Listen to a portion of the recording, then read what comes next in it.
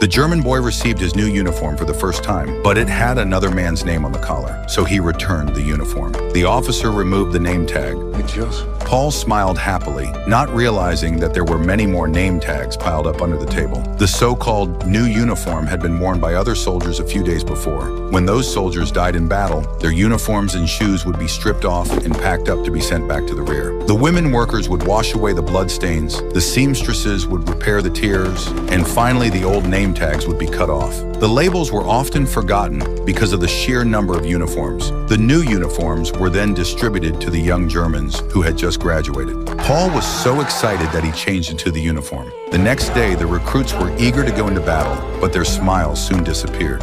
French artillery fire came at the troops. Paul scrambled to put on his gas mask. No sooner had the recruits reached the trenches than they were forced to use their helmets to scoop out the standing water inside. That night, Paul was sent to reconnoiter the front line. But after a flare went up, the enemy launched a heavy artillery attack. Paul quickly ducked into an anti-aircraft trench. At this moment, he was trembling and regretted his decision to join the army. After a night, Paul was lucky to survive.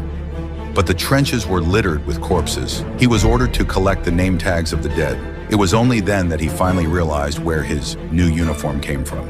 3 years later, Paul has become a veteran. In the face of enemy fire, Paul was no longer afraid. He skillfully dodged the French bullets. The German soldiers quickly attacked the enemy trenches. Paul even found the enemy command. Just as he was enjoying the French food, the table suddenly shook so violently that even the rats fled in panic. Paul sensed something was wrong and immediately ran out to check. The sight in front of him froze him in his tracks. Several huge steel boxes were moving towards them. The bullets did nothing to stop the tanks from advancing. Soon the tanks launched a fierce attack on the Germans.